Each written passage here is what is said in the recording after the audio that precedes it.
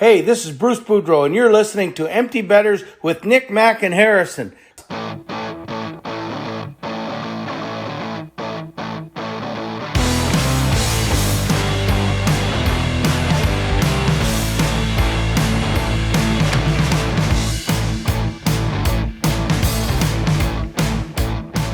Good morning, everybody, and welcome back to episode 157 of Empty Betters. I'm your host, Harrison Scholes. I'm going to toss it across the screen to my co-host, Nick Manella. What's going on, my friend? This fucking sucks. Everything sucks. I hate everything. Let's just do this stupid thing and so I can go to sleep. So obviously, you guys know this is being recorded on Thursday, February 23rd, getting released on Friday, the 24th. Had a couple technical difficulties on Tuesday, so we couldn't record. And man, was that a blessing in disguise, because we've got some breaking news that we will talk about here shortly regarding the Washington Capitals. But I will now toss it across the screen to my other co-host up in Wisco, Mac Vogel. What's going on, my friend? Fuck you. Oh, okay. I mean, that happens too. So, not to like make matters worse, but it's a bad time to be a DMV sports fan, if we're being honest, because Lamar's not going to re-sign with the Ravens. He's going to be gone.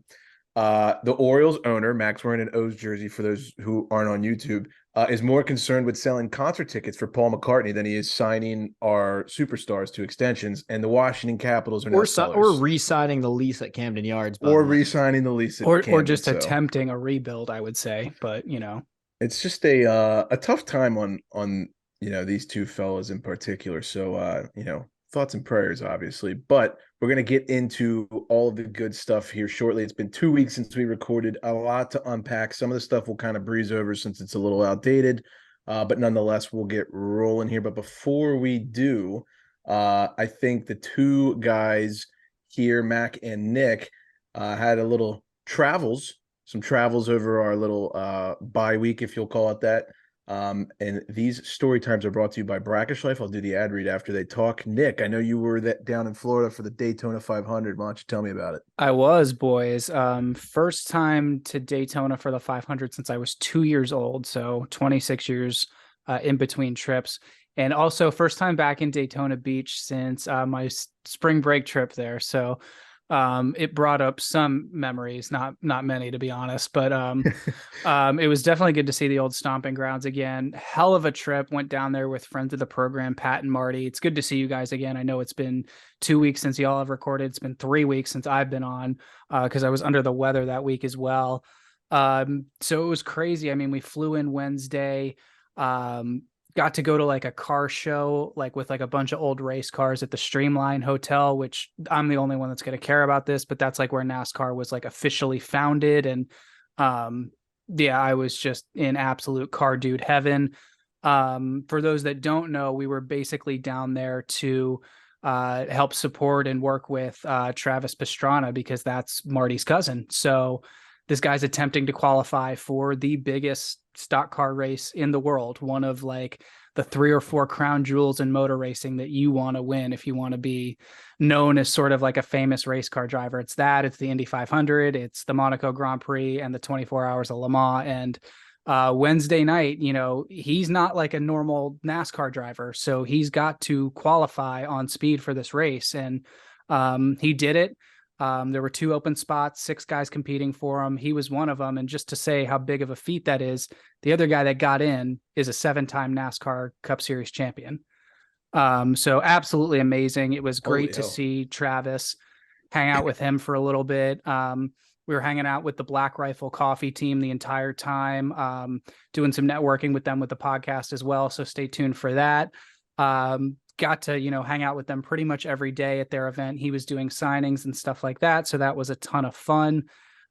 We ended up getting lunch with Noah Gragson, the driver of the 42, which was awesome. That's sick. Super cool guy, super down to earth. You would never know that he's like a famous race car driver. He's just a great dude. And showed up to Travis's Black Rifle event because Noah does stuff with them as well. And was like, all right, this sucks. I'm bored. You guys want to go to Outback? So we all just like piled in his truck, took us to Outback, of course, picks up the tab, such a beauty. And Noah's from Vegas.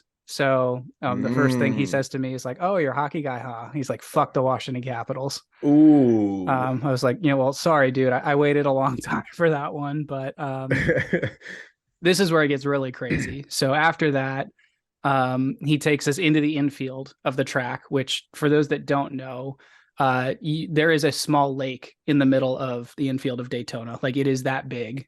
Track's 2.5 miles long. So the infield on race day is pretty much like its own little city with these motorhomes. You've got people that are RVing there. You've got all the drivers who have their motorhomes there. You've got all the haulers that bring the cars and the teams in and out. And we were just hanging out in Noah's motorhome having some beers. And these motorhomes are absolutely incredible that the drivers stay in. Like, I want one so bad. I don't want to know what they cost, but I mean, this is, I'll definitely clip this and put a picture over it. It is like an absolute, like, state of the art living experience. You just almost don't feel like you're in something that has wheels on it, if that makes sense.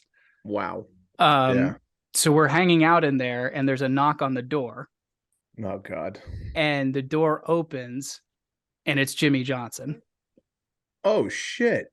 And That's pretty nuts. I just froze. I didn't like freak out or anything, but I was like, holy shit, like, it's Jimmy Johnson. Like, yeah, 7-time awesome. Cup Series champion, absolute legend of the sport, and got to say what's up to him and hang out with him for a little bit. So that's definitely a moment I'm never gonna forget. Leaving Noah's Holler, we bumped into Haley Deegan. That was awesome as well. How was Yachtlender for that? He was good. He was good. Oh, he was okay. very he was a little bit in overdrive with everything going on with Travis, but it was a ton of fun. Frankie Muniz was there because he's racing ARCA cars now. So I was gonna ask you about that. Yeah, that's awesome. Malcolm I've been in the middle. that on Twitter. It seems like he's doing well with his. It's like his new thing now. He's like all in on it. So that's pretty cool. Malcolm in the middle, 3 wide boys. So that was awesome to see him. We ended up, Pat and I were basically at the racetrack for probably 8 to 10 hours every day, either doing stuff with Black Rifle or watching, qualifying or practice or whatever. And just the race experience itself was out of body. It's without a doubt the most I've ever spent on one ticket for one sporting event, concert, anything. And where we get to the track the day of the 500 on Sunday at like 10 a.m. There's already like 200,000 people there. Most people I've ever seen in my life, which I'm also in Daytona Beach. So just run that through your brain for a second. So amazing people watching, but yeah, I bet. Like, the build up to the race was insane. Dierks Bentley concert, he was fantastic. It's NASCAR's like 75th anniversary. So they had like Richard Petty there doing stuff and Bill Elliott's there doing stuff. And the Air Force Thunderbirds like went over the track like 6 or 7 times. And where Pat and I were sitting, because where you want to sit for this race is as close to the top as you can get, because then you can see everything. We went really, down low for qualifying and practice just to, feel the flybys and stuff, but we were up pretty high. And I swear to God, boys, I feel like I could have reached my arm up and touched one of those fighter jets. They were so low. They were so loud. And oh God. I absolutely teared up a little bit. Like, it was extremely like intense and emotional for that, and the national anthem as well.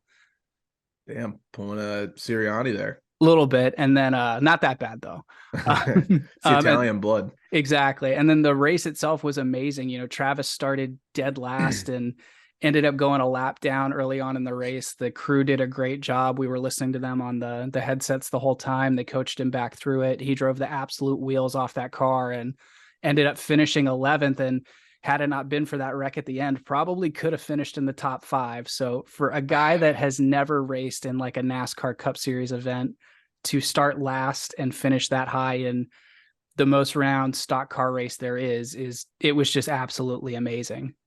Yeah, I had money on that top 10 finish. I was pissed. He was so close. That sucked. But That's dude, awesome. It looked like you had a time. It sounds like you had a time. I didn't know about the Gregson Jimmy Johnson story in the little RV there. So that's pretty sick. I mean, that's worth the price of admission alone, in my opinion. Absolutely. I've never had my phone blow up like that before. Yeah, that's pretty sick. I'm glad you had a good time. Weather was good, I'm assuming. Weather was great. It was pretty much 75 every day. Friday, it got up into the 80s. And then I think Saturday it dropped down to like 60, but other than that, complain. it was gorgeous. Can't complain. Glad Not you had at a all. good time. Yeah, glad to be back though. I'm sure there's some stories off air that can be told. I made my flight home by 1 minute Oh God, that's the worst. because of how Some shitty. of us aren't so lucky. Yeah, that yeah, sorry, dude. That shitty fucking Orlando airport, man. I don't know what it is about that place. I just can't win. So Mac just kind of alluded to his story that's now incoming. He actually got to go to the Stadium Series game down in Raleigh, Raleigh. whatever. Caps take on the Canes. I guess take on might be a little bit of a stretch there, but Mac, I'll let you kind of tell your story. All right, I'll make this as quick as I can, but we do have to go back a couple days before the event just to get the full story here. So two things, a piece of background info that you kind of need to know to make the whole thing make sense. Number one, I was traveling to Louisville, Kentucky, in the days directly leading up to the sporting event, which was Saturday. So I was in Louisville, like what would have been Tuesday to Thursday of that week. And then the other thing that you need to know is my buddy and friend of the podcast, Stephen Baker, was planning on meeting us in Raleigh. He happened to have to coach a Baltimore Stars youth hockey tournament in Raleigh that weekend, and we just happened to have an extra ticket. So like months ago, I told him he could have that extra ticket and he'd be meeting up with us, sitting with me and the rest of the family at the game. So those are the two pieces of info you need. Now that you know them, here's the story. I'm in Louisville. Doesn't really matter what I was doing there. It's not that important. Point is, it was pretty cool though. It was kind of cool. I saw a lot of like tractors and stuff. We'll just leave it at that. But anyway, I'm supposed to leave. So basically my plan was Thursday morning. I'm supposed to leave Louisville. We drove there, by the way, which is about a 6-hour drive from Milwaukee. So Thursday morning, I'm supposed to drive from Louisville to Milwaukee. And then Thursday night at like 6 p.m., I'm supposed to get on a flight from Milwaukee to Boston, and then from Boston to Raleigh, which was supposed to get me into Raleigh like Thursday night at like midnight or something like that. And then Friday, the rest of my family would get there, and then we would have a whole weekend in Raleigh and see the game on Saturday. That was the plan. That's not what happened.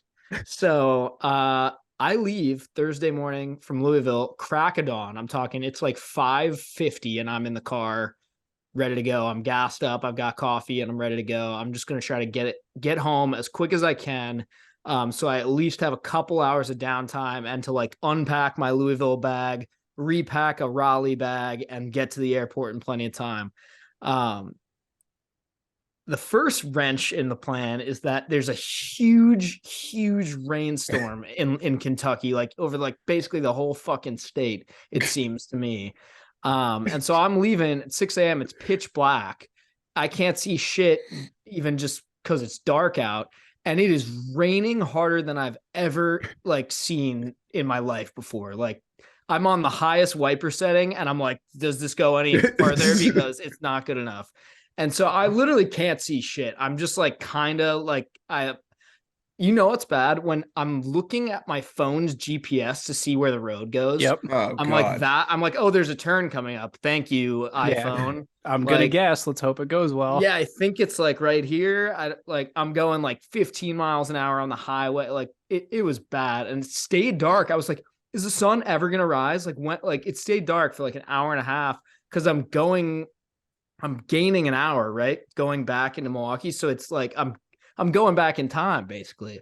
So it stays like, yeah, Literally. that was a mess. Not to mention that day, there was also a massive snowstorm coming into Wisconsin. Oh my So God. I drove out of the rainstorm and into the snowstorm. The whole drive was fucking awful. But we made it, right? Okay. So I get there, I get to Milwaukee. I actually made pretty decent timing, all things considered. I had enough time to repack my bag, get situated. May or may not have actually had time to consume a margarita then as well. Much needed. Which I definitely earned after a drive like that. And, I'm checking my phone the whole day. Like, is this freaking flight going to get canceled? If it is, I wish they would just tell me now. Because the worst thing that would happen is like go to the airport and then it gets canceled. Right. And they're just saying like, nope. It's radio silence. Keep in mind, this is JetBlue flight. Fuck you, JetBlue. Yeah, Never, big time. never again. Yep. Get to the airport. I'm going with my girlfriend. So her and I get to the airport. Right when we get to the airport, they're like, your flight's delayed 20 minutes. We're like, okay. Then like within like 5 minute span, oh, now it's delayed an hour. And now I'm like, well, that's going to be a problem because like I said before, we're flying into Boston and then Boston to Raleigh. And we already only had like 20 minutes to make that connecting flight. So I'm like, well, now we're not making that flight out of Boston to Raleigh tonight. So go and talk to JetBlue. They're like, there's no flights out of Boston tonight that go to Raleigh, blah, blah, blah. We go back and forth. We decide that what's going to happen now is they're like, this flight, they told me it has nothing to do with the weather. But the JetBlue flight is stuck at JFK. The flight that you're supposed to get on is stuck at JFK in New York because it has like plane malfunctions. And I'm like, okay. Plane sure. sickness. Yeah. Yeah, literally. They need the plane doctor. But they're like, but it's going to take off tonight. It just might not. It might be like a while, but you'll get on the flight tonight. That's what they tell me. I'm like, okay. So they're like, you're flying to Boston tonight. Just get on that flight. And then they rebooked me on a flight from Boston to Raleigh, like first thing the next morning. I had texted with a buddy I was going to stay with in Boston. He lives right near the airport. So I was like, all right, not the end of the world, whatever. I'll still probably get there earlier than my family the next day. The only bummer there was we already paid for the hotel for Thursday night. So I was like, all right, well, shitty, but what are you going to do?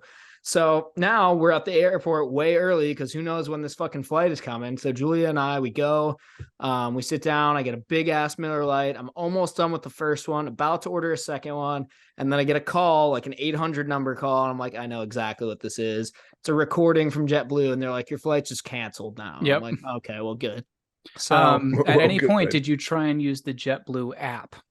No, I didn't even bother. Don't, because it just takes you to your own web browser. It's horrible. Oh, good. Yeah, that's excellent. So I go to the JetBlue stand, and now I really feel like Ryan Whitney because there's like a massive line at the JetBlue thing of a bunch of people from Boston, mostly because most of them were trying to like actually fly to Boston, and they're all like, "Whoa, what the fuck? Like, what are you gonna do? I need to get to Boston," and I like, and this one guy is talking to me.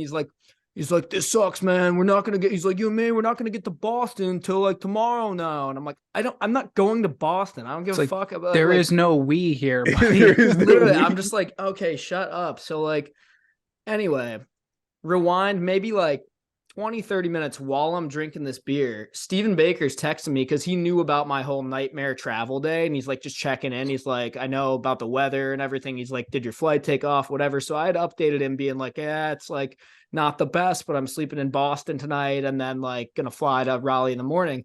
And he said something like that, or something along the lines of like, well, it seems like you got it figured out, but if for some reason it'd be helpful, I'm driving from Baltimore to Raleigh tomorrow at like 9 a.m. So, I mean, if last ditch effort, you needed to like fly to Baltimore or something, that could work. And I literally said to him, I was like, oh, word. Yeah, I don't think that'll be necessary, but I appreciate it.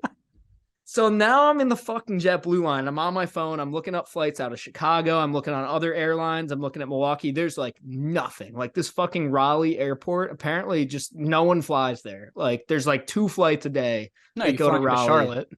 Exactly. So I'm like, I'm fucked. And now I'm like thinking about this text he sent me and I'm like, hold up. I look, Milwaukee to Baltimore, Southwest flight. It's like the cheapest one out of anything. First thing in the morning, it leaves at like 5 a.m. and it says it's going to land in Baltimore at 8:30. Steven's like, I have to leave at 9 at the latest. And I'm like, I'm sending it. Fuck it. Like, fuck it. We're doing it. So we buy the flight. JetBlue like reimbursed us for the whole thing or whatever, as they should. So that was fine, I guess.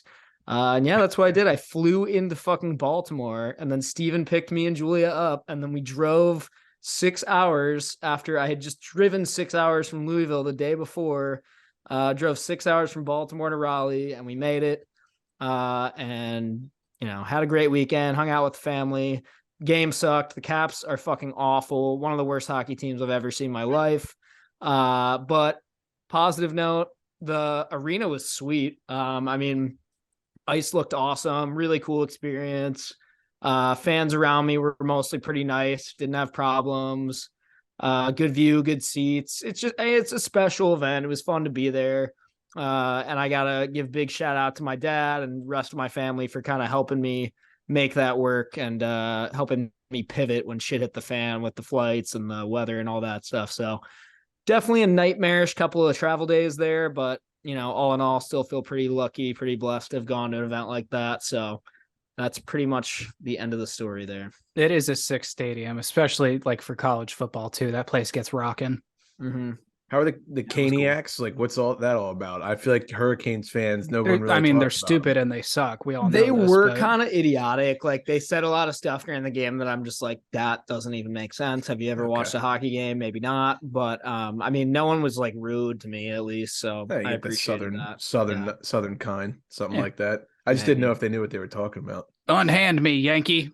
Yeah. All right. Well, in case you forgot, all of those stories were brought to you by Brackish Life. If you're like us and grew up on the water and outdoors, then Brackish Life is perfect for you. They have a wide selection of gear from UV shirts to hoodies and hats. It's Real Bay apparel made by Real Bay people. Head to www.brackish.life today to check them out. A little salty, a little fresh.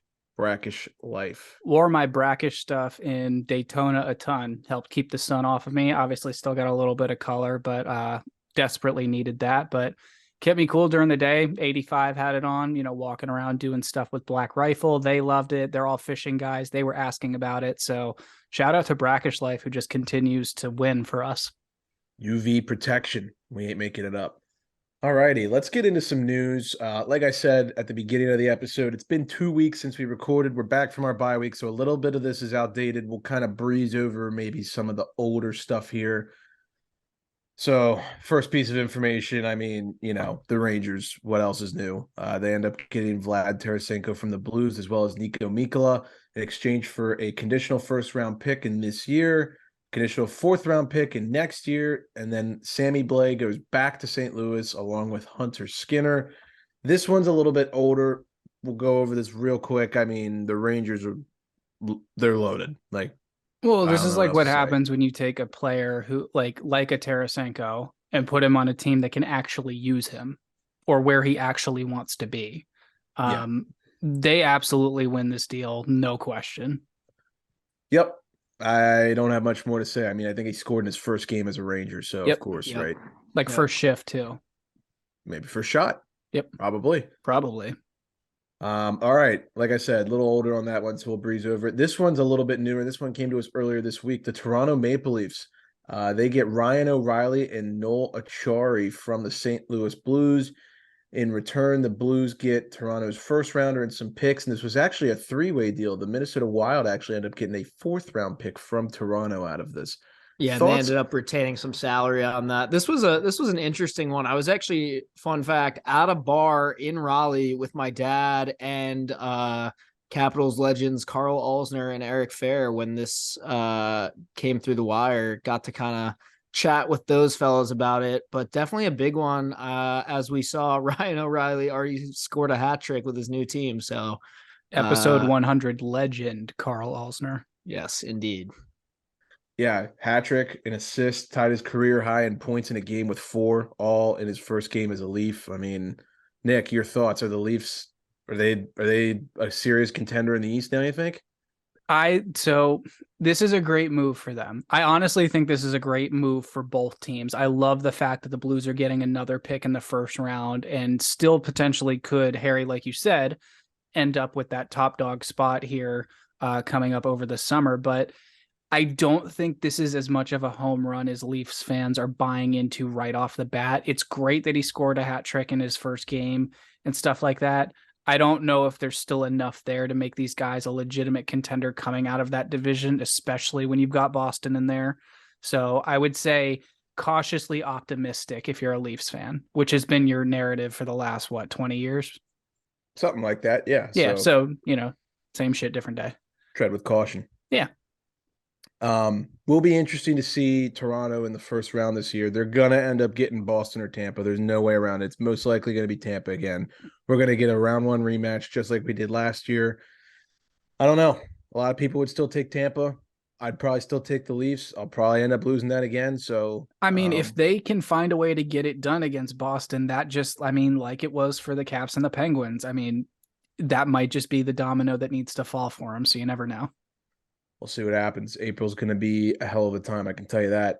All right, this one just came over the wire about, I don't know, half hour ago. Strike while the iron's hot, I think is how the saying goes. The Washington Capitals have traded Dmitry Orlov and Garnet Hathaway to the Boston Bruins in exchange for Craig Smith, a 2023 first, a 2025 second, and a 2024 third round pick. I think it's worth noting that for Orlov, 50% salary is retained.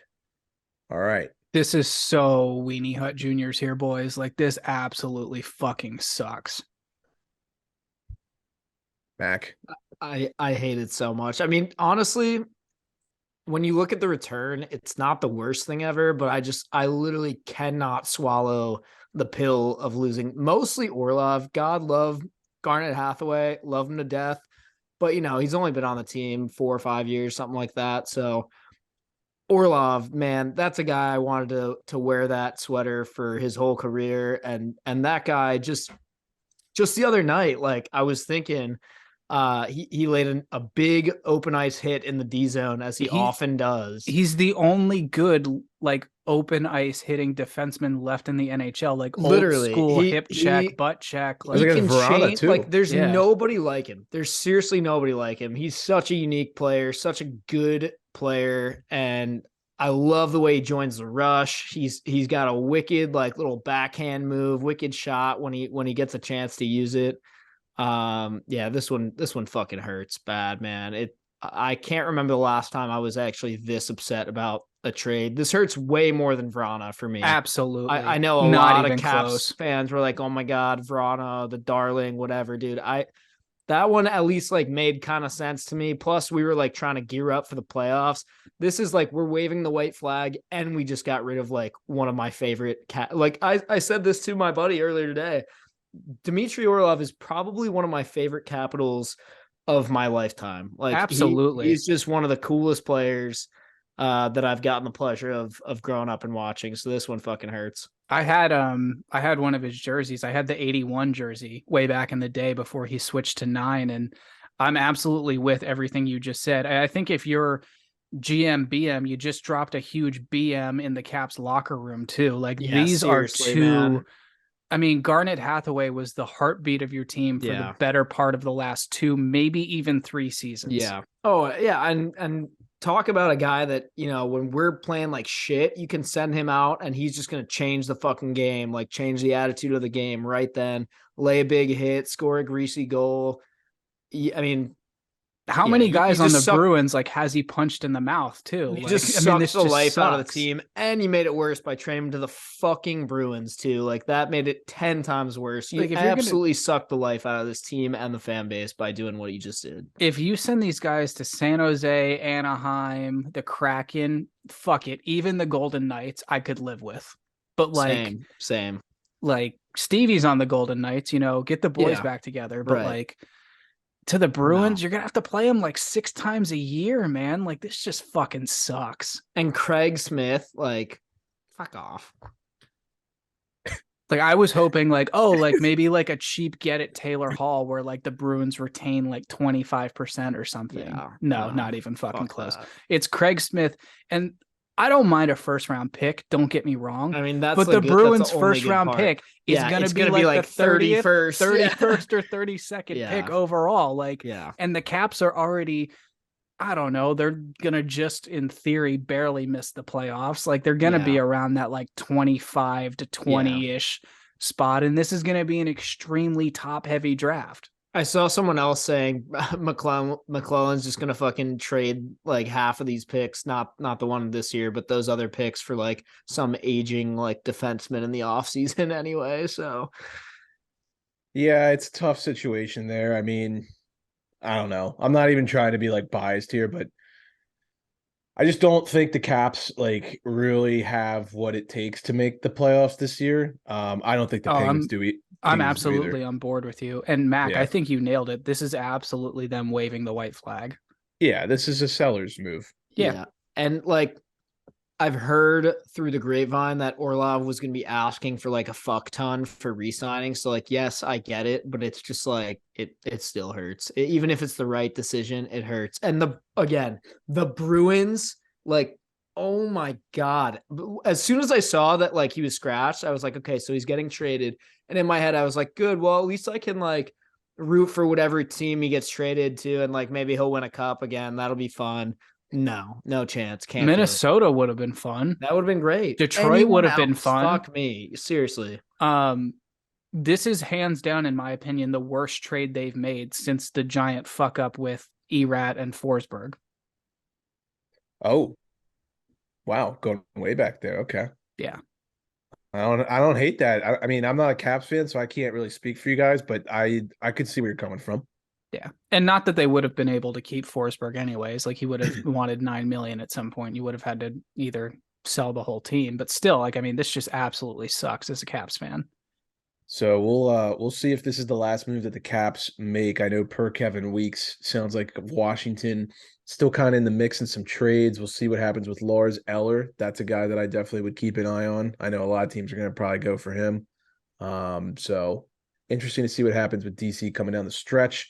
The Rangers, again, they get Tyler Mott in exchange for Julian Gauthier and a 7th rounder. The GOAT, Julian Gauthier. Gauthier. Sorry. We know how this goes. Jacob Chikrin, he remains scratched for the Coyotes until a trade is completed. I don't know what is taking so long for this. Feels like we've been waiting for 2 years for this guy to get traded. Can't wait for it to not send happen. him to LA. I'm going all in on the Kings with my boy Morgan. Fuck it. Don't hate that. I think they're definitely one of the front runners from what we're hearing. The Blackhawks announced that Captain Jonathan Toews will not be traded this season due to health concerns.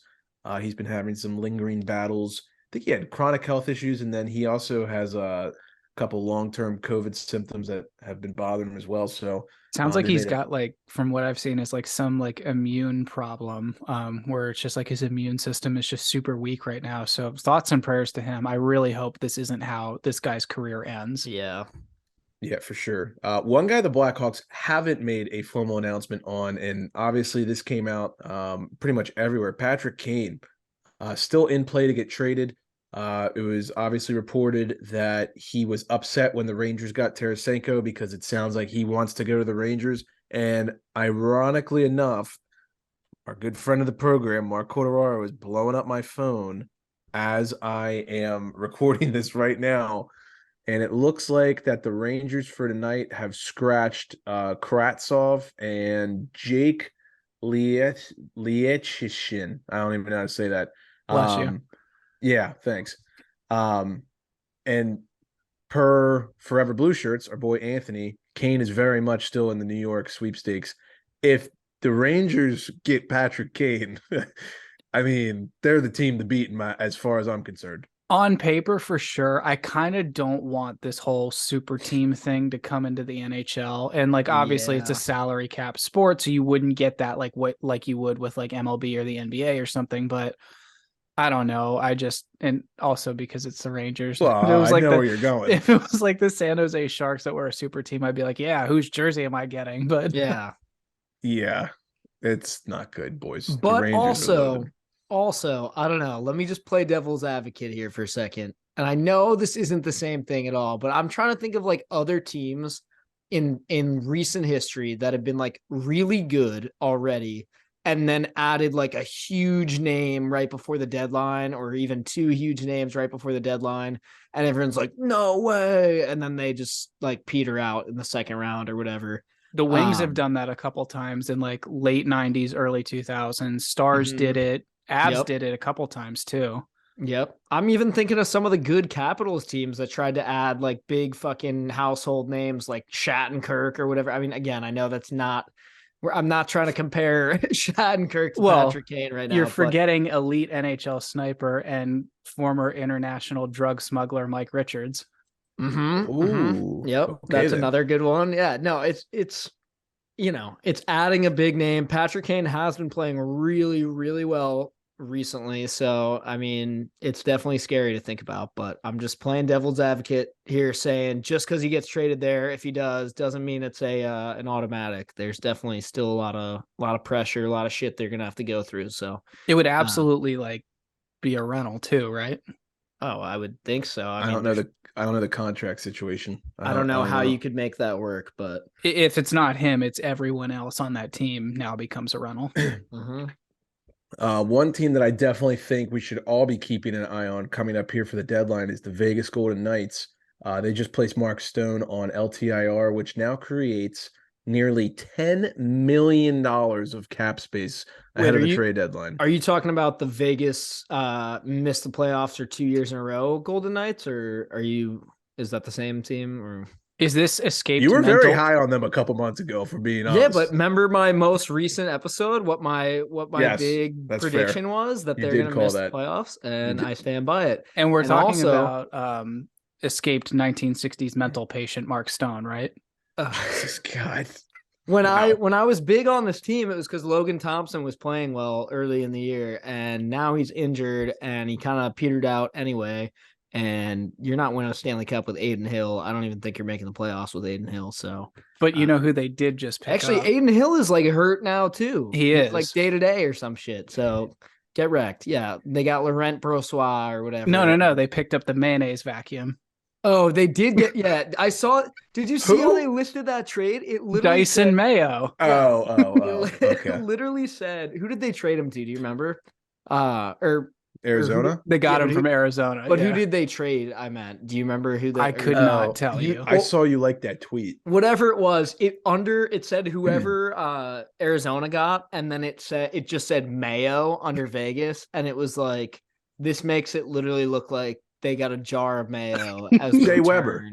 Yes, that's what it was. The contract of Shea Weber. That's like right. Or something. But Coyotes legend, along with Marian Hossa and Pavel Datsyuk. Which is about what Shea Weber's contract is worth right about now. A jar of mayo. So kind of makes sense. Is mayonnaise an instrument? Is mayonnaise a trade chip? Oh my God. I don't even know how to respond to that. So we move on. Matt Barzal up on Long Island. He's out week to week for the Islanders. Initial reports were indicating the injury could be season-ending. Islanders have since released a statement that it's week to week. Missing the playoffs. Really? If this is long-term, I think this might be like a killer for this team. But I mean, like you said initially when I saw it, they said it was season-ending. So who knows? Mac, I just want to send you a kind, gentle reminder here that if the Capitals miss the playoffs and the Penguins make the playoffs, there is a certain wager that was made at the start of this season. Hold on a minute. I thought we agreed that it's only valid if they both make it. I got to go back and listen. I'm pretty sure we said if both make it. I think you guys have flip-flopped on this I swear that was part of the. Hang on, let me speak my piece here. I'm pretty sure it was if one of us makes it, then the loser loses the bet. But if we both make it, the bet is off. Whoever goes farther, right? Like you had to advance a round. If we ended in the same round, it was a tie. I have to double check that. But we'll see. I hope that's still the case. Well, they might both fucking miss. Both, so. and all I'm saying is the Penguins could miss and the Caps could make it. Like that's totally possible. I don't know about that one. I don't know about that one either. But Predators Ryan Johansson will be out until mid-May, meaning his regular season is over. And then Jake Muzzin for the Leafs has been ruled out for the remainder of the year. Big blow for the Leafs blue line. Some key extensions here. Elite NHL defenseman Oli Mata gets a 2-year extension for $3 million a year. I have no idea how that works. Yzer plan is in full effect. Guy's going to have 70 goals next year. Mark my words. He's an elite sniper, elite goal scorer. Oh God. LA Kings extend Mikey Anderson to 8 years, $4 million per, $4.125 million per. That about wraps it up for the news. We'll move on to the discussion segment of the episode. But before we do, I think Nick has a word from our sponsor, Kane Footwear. Boys, I just want to throw some numbers at you here. In one day, Friday, at Daytona International Speedway, do you know how far I walked? No. 10 miles. Oh shit. Do you know how far I walked the entire time I was there? About 30. Okay. Guess what I had on my feet the whole time? Wow. Kane footwear. Guess who was Wow. stopping me left and right, taking pictures, asking where I got these shoes, asking if they were Crocs, which no, they're not. Sorry, Florida. Get that a lot. Unbelievable. Kept me comfortable the whole time. No blisters. Kept my feet cool. It was amazing. Like my socks were not disgusting. My feet were not disgusting. Our hotel room smelled like a barn. My feet didn't. It was absolutely amazing. Go check out Kane Footwear today. Head to the link in our bio. Get a pair of the most comfortable shoes you will ever own.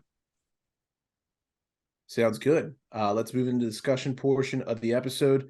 Here's my question to you two. Who is one guy that you would consider an underrated name that could be dealt at the deadline that could make a difference for a team? So someone who's not named Patrick Kane, Jacob Chikrin, etc. I got to go with Jake McCabe to the Leafs. We were talking about this a little bit in our group DMs earlier, but I really like that move. I think he's been really, really solid for the Hawks all year. Kind of a guy that had a ton of hype coming out of juniors, was with Buffalo, I believe, for a little bit, didn't really get a good kick at the can. I feel like he's just been on some bad teams, hasn't been able to find a role, and I think is like a third pairing, maybe even a second pairing defenseman for the Leafs. I think that guy would be awesome.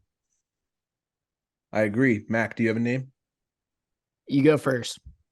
I got Max Domi. I think he's a guy who could definitely make a difference in a lineup. He was obviously with the Canes last year, with the Blackhawks this year, but a guy who can muck it up. He can score. He's got some hands on him, so I wouldn't be shocked to see him be a pivotal third line player for a team that makes a deep run. I mean, the Boston just got Hathaway, so I don't think that's in play anymore. But that was originally my thought, is someone like the Bruins, maybe the Lightning. That would be a good fit there too, I think. He So, definitely like gets moved a lot, and I know he's been on like some bad teams. Like he's been on the Hawks, he's been on the Jackets, he's been on the Yotes, but he kind of does score big goals in big moments.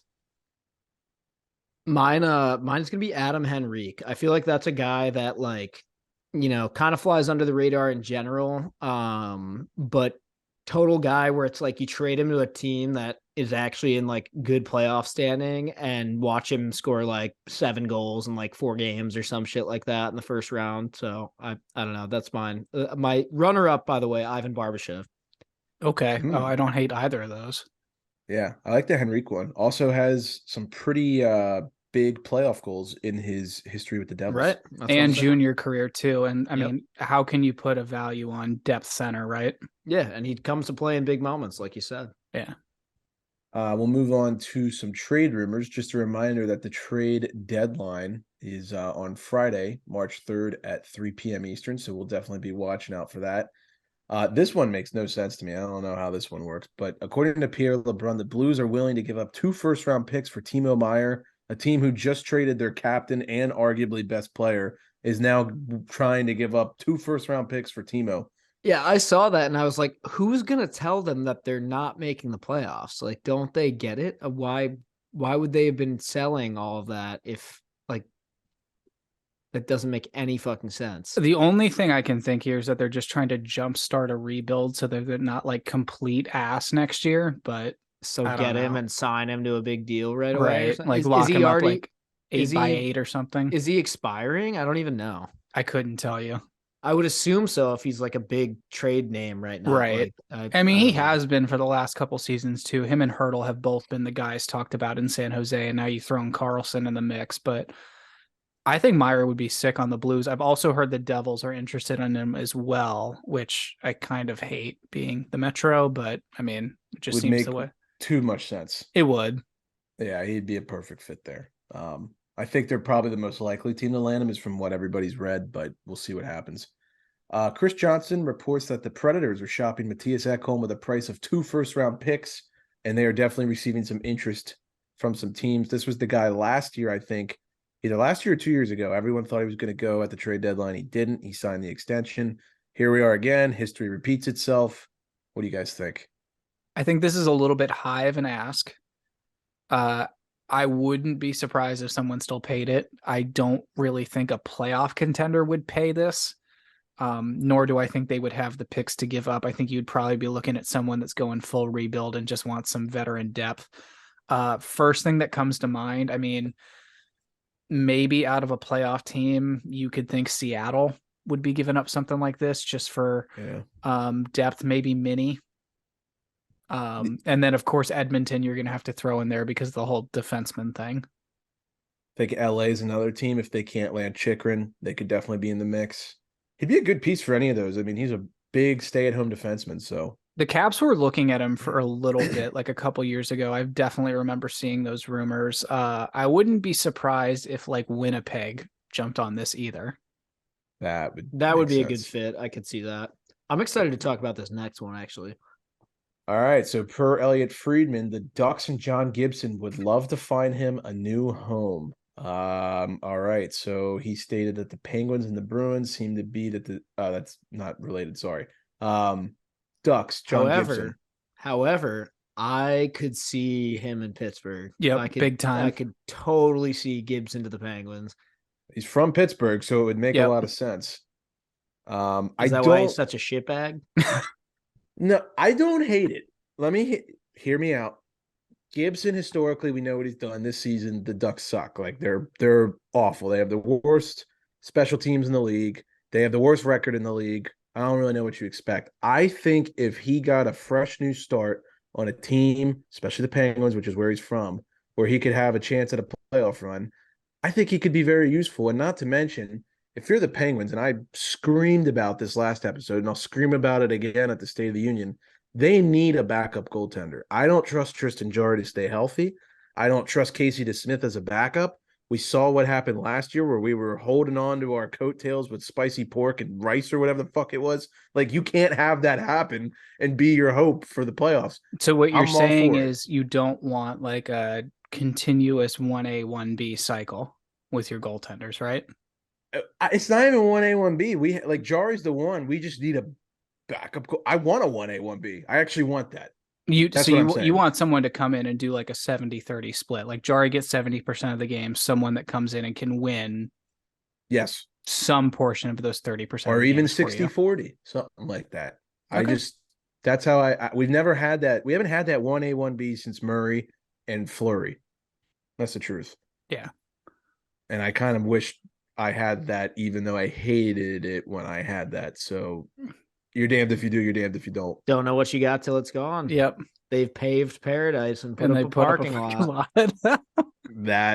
So we'll see what happens. I do think what I was going to say earlier about Luke Shen, the Penguins and the Bruins are two teams interested in him. I will just fucking give up and go kill Ron Hextall myself if I have to, if they trade for Luke Shen. Yeah, that's a dumbass. So like he was the Bolts' 7th D man, right? During their cup runs. Yeah. I think that's a great role. I don't really see him as being a giant factor, which is why I was confused that both the Penguins and the Bruins were interested, because I would imagine the Bruins aren't anymore now that they've just got Orlov and they've got, I mean, they're probably set on D. I really just don't see why the Penguins would bring this guy in other than being the 7th defenseman. And you can never have enough D-men in the playoffs. We all know that, but like it's just not the move. You can have Matt Irwin. Thanks. Elite NHL defenseman Matt Irwin, by the way. Put some respect on his name. We need a goalie or we need bottom 6. I'll talk about all this in the State of the Union coming up here shortly, but those are the trade rumors flying around.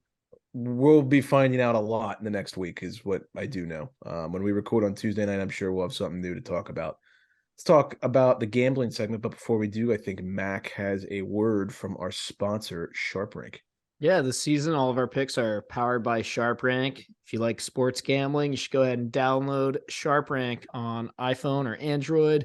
It's on the App Store for both. Go ahead, download the app. You'll figure it out. It's a pretty easy app to use, but basically you can just log your picks, keep track of all your wins and losses, and compete against your friends if you want, compete against the worldwide leaderboard, and kind of keep yourself honest and go from there. It's a fun way to track your bets. And if you're in a sport or if you're in a state where it's legal, you can actually place real bets on there too. So Good app, good times. Thanks to the people at SharpRank.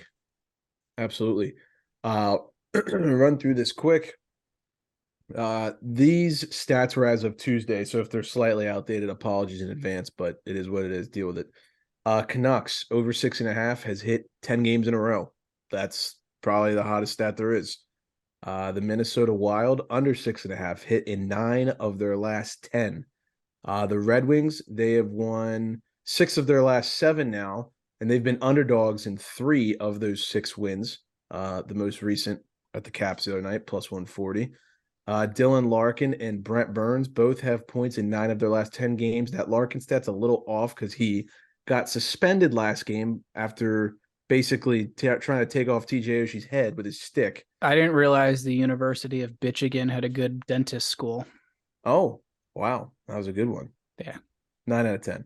Also, just real quick, shout out Sparty for all they've been going through. Spartan Strong. It's been amazing. Yeah, absolutely. So Larkin's 9 of his last 11, but Brent Burns is 10 of his last 11. So worth noting there. Dawson Mercer of the New Jersey Devils, a name that flies under the radar. He's got 5 goals in his past 4 games. So those are some guys to keep an eye on. And the Canucks and the Wild, some teams to watch in terms of the totals. We've had the Daily Over on our show before. He's definitely a good follow, too, to keep up with all that stuff. So go follow him on Twitter. Caps State of the Union. I know we talked a lot about the trade earlier, so Mac has a anti-scientific method as to how the Caps can make the playoffs, I'm assuming. It was that a couple days ago. I don't know if there's any anti-science or real science to get them into the playoffs anymore, but anytime Empty Betters is about to do science, you know it's going to be good. Yeah, it's good. Basically, okay, this was my my thought process on Monday, I believe, when I was looking at the rest of the Caps schedule, and I was being a homer and talking myself into how they were going to make the playoffs. But you could, if you're listening and you're not a Caps fan, you're a fan of some other team, you can go ahead and do this with your team. It's especially helpful if they're a bubble team. Basically what I did, I just pulled up their schedule, right? And I looked at every single game.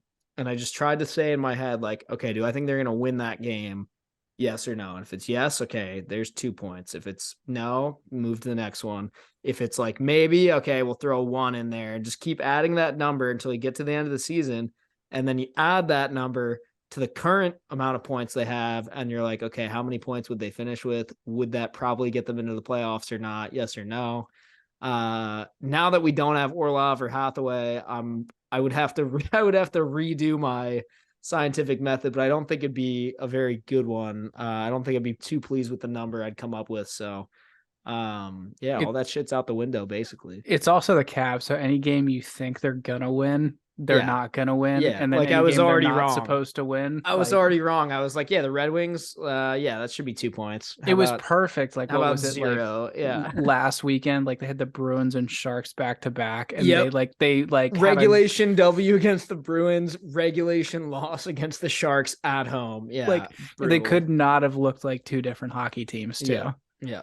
No, it's classic. It's crazy how much things change in a week. Because after that Bruins game, everybody was like, "Oh, the Caps, like, they're gonna make a run." It's the second loss the Bruins have had at home all season in regulation. The Washington Capitals are a legitimate contender. Yep. Yeah, and then 5 straight regulation losses and trade 2 of your best players, and season's over. So that's pretty much it for the State of the Union, honestly. I mean, we might not have a formal depression day this offseason. This is it. This might be it right here. This might be it. This might be depression day. No, we need a lot more tears and hate and alcohol and sunglasses involved for it to be I'm sure we'll trade another one of my favorite players like in the next couple days, and we can do it all over again on Tuesday. We're gonna move on to the Penn State of the Union. I want you guys to give me some feedback on this because this team is just, I don't know what to make, and they're probably the one team in the East where everybody doesn't know what they're gonna get. According to moneypuck.com, they have a 56.2% chance of making the playoffs. And if you've watched any of their last 5 or 6 games, it just is mind-boggling to think that.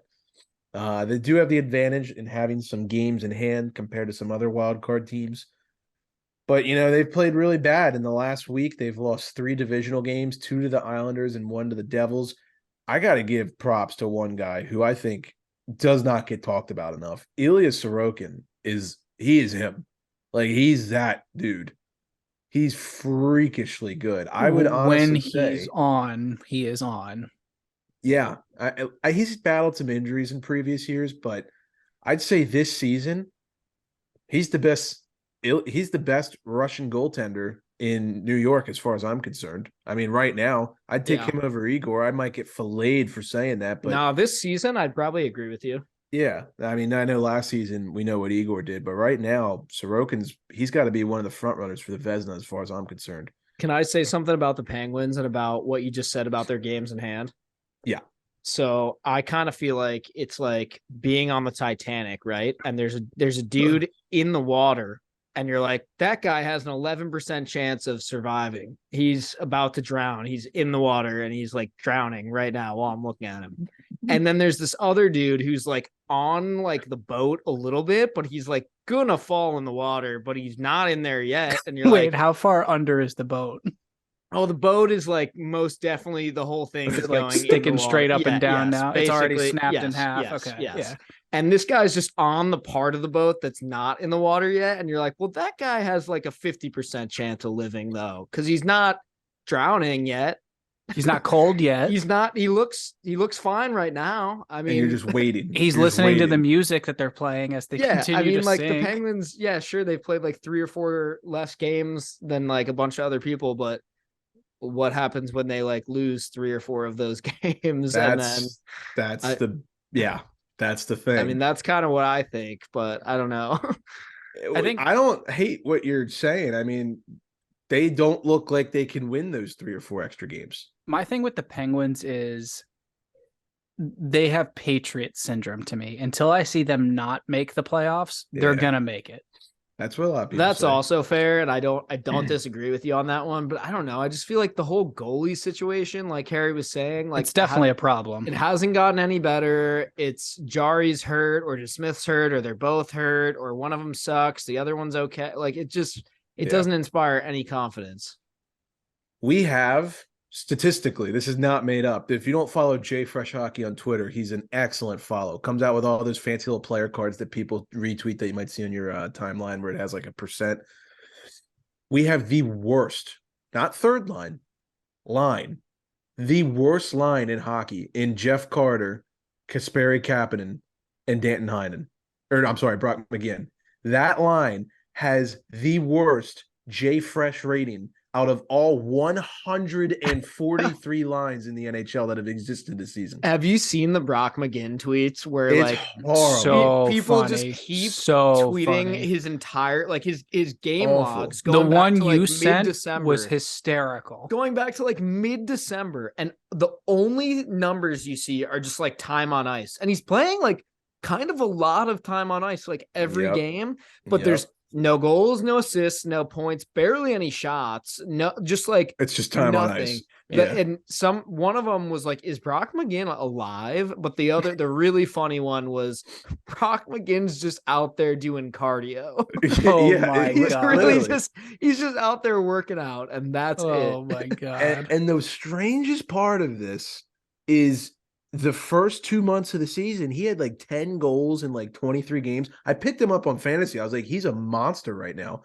And he's just gone ice cold. And the part that drives me fucking nuts, I'm losing a lot of faith. We have no depth. I mean, it's not. I read something. I think I screenshot it. My phone's charging. Apologies. We have Gensel, Crosby, Malkin, and Letang signed for less money this season than Tampa does for their 3 best players, Stamkos, Kucherov, and Hedman. We have less money tied up in 4 guys than they do 3, and we still suck. That's because one of your players is like borderline OCD superstitious and has to have his contract be 8-7. Yeah, but all things like that. Just we have 4 of our best players signed for less than Tampa's 3 best, but our GM's incompetent and can't put together a team. At what point are you going to start saying that maybe the Flyers legend is doing a little bit of an inside job? I've already said it. Yeah. If people have seen the tweet, I tweeted Tuesday after they lost. I guaranteed the Oilers, as we're recording this, beat the Penguins. I said I'd put 5 units on. I I've knew what corrected you were doing myself. the second I'm you put that jinxing out myself there. out of No, this. it's a little reverse psychology here. Oh, Let's- 100%. Yeah. The Penguins are losing 2-1 after one right now, just so you know. And guess who scored? Probably, I know McDavid scored 1. He probably has 2. I will say this I as just a can't. Washington Capitals fan who has suffered through many, many different forms of playoff heartbreak. It does me so much happiness to see that Brock McGinn is hurting the Pittsburgh Penguins. That's just like a double whammy for me. So that is kind of funny. It's just it's not a good time. In the schedule upcoming, I mean, I'll look So, at like, it right now. the question I'll propose to you here is like what move, if you had to pick one, would you like to see them do at the deadline? Like, which way do you want to see it go? Well, they can't sell. I mean, honestly, I'm surprised the Capitals are selling because But I like, feel are you Ovi would- thinking like moving Petrie for someone else? Are you thinking of like I wouldn't hate it. I know they said he's on. There was rumors saying he's on, and then Friedman confirmed he's not on the trade block.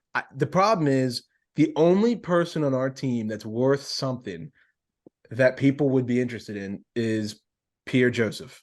But I don't want to get rid of him. He's young. He's good.